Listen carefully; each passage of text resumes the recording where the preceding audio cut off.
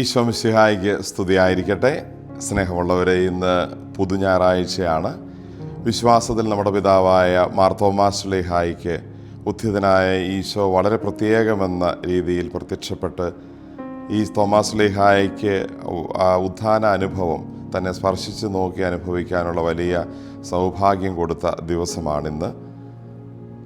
മാർത്തോമാ ശ്ലീഹായുടെ മക്കളെന്ന നിലയിൽ നമുക്കും ആ വലിയ ഉത്ഥാന അനുഭവത്തിൽ പ്രാർത്ഥനാപൂർവം പങ്കുചേരാം. വിശുദ്ധ യോഹന്നാൻ അറിയിച്ച സുവിശേഷം 20-ാം അധ്യായം 25-ാം വാക്യം. തോമസ് പറഞ്ഞു, അവൻ്റെ കൈകളിൽ ആണികളുടെ പഴുതുകൾ ഞാൻ കാണുകയും അവയിൽ എൻ്റെ വിരലിടുകയും അവൻ്റെ പാർശ്വത്തിൽ എൻ്റെ കൈ വയ്ക്കുകയും ചെയ്തല്ലാതെ ഞാൻ വിശ്വസിക്കുകയില്ല. തോമാസ് ശ്ലീഹ തൻ്റെ വിശ്വാസ അനുഭവം, ഉത്ഥാന അനുഭവം എങ്ങനെ സ്വന്തമാക്കുന്നുവെന്ന് നമ്മൾ ഈ സുവിശേഷത്തിൽ നിന്ന് വായിക്കുന്നത് അത്ഭുതകരമാണ്.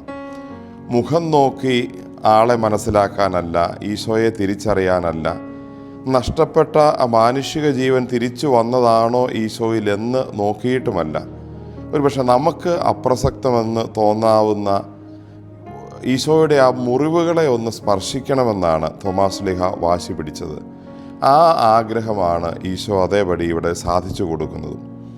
ഇനി ഒരിക്കലും മാഞ്ഞു പോകില്ലെന്ന് തോമാസ് ശ്ലീഹ ഉറപ്പിച്ചത് ഒരുപക്ഷെ ഈശോയുടെ ശരീരത്തിലുണ്ടായ പാടുപീടകളേറ്റപ്പോൾ വന്ന, കുരിശിൽ തറയ്ക്കപ്പെട്ടപ്പോൾ വന്ന ആ മുറിവുകളാണ്.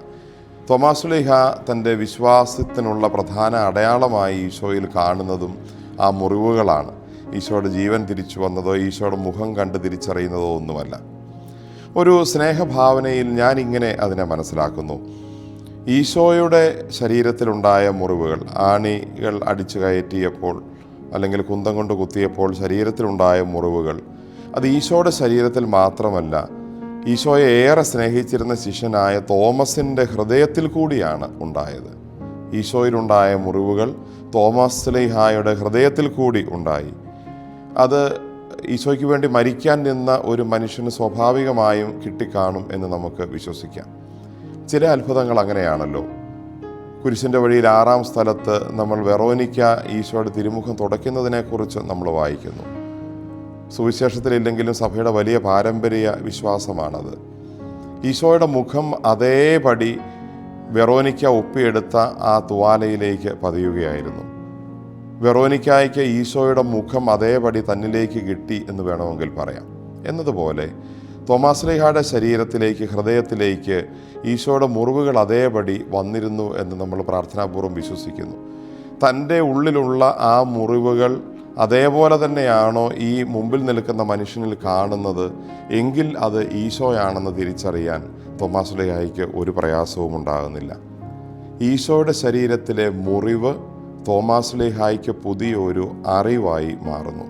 ഈശോയുടെ മുറിവ് തോമസിൻ്റെ അറിവാണ്. സ്നേഹത്തിൻ്റെ ആഴം അറിയിച്ച അറിവായിരുന്നു ആ ഈശോയുടെ മുറിവുകൾ.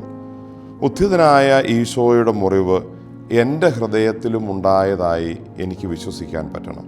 അപ്പോഴാണ് ഞാൻ ഈശോയെ പൂർണ്ണമായി സ്നേഹിക്കുന്നത്.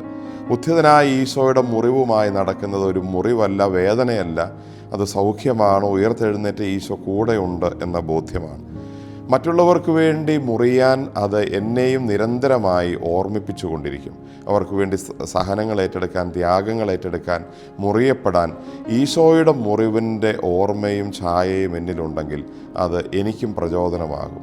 നമുക്കും തോമാസ് ശ്ലീഹായെ പോലെ മുറിവിൻ്റെ ആഴം നമ്മുടെ ഹൃദയത്തിലും സ്വീകരിച്ച് ഉത്ഥിതനായ ഈശോയെ മറ്റുള്ളവർക്കും കൊടുക്കുന്നവരാവാം. പുതുഞായർ തിരുനാൾ മംഗളങ്ങൾ. ആമേൻ.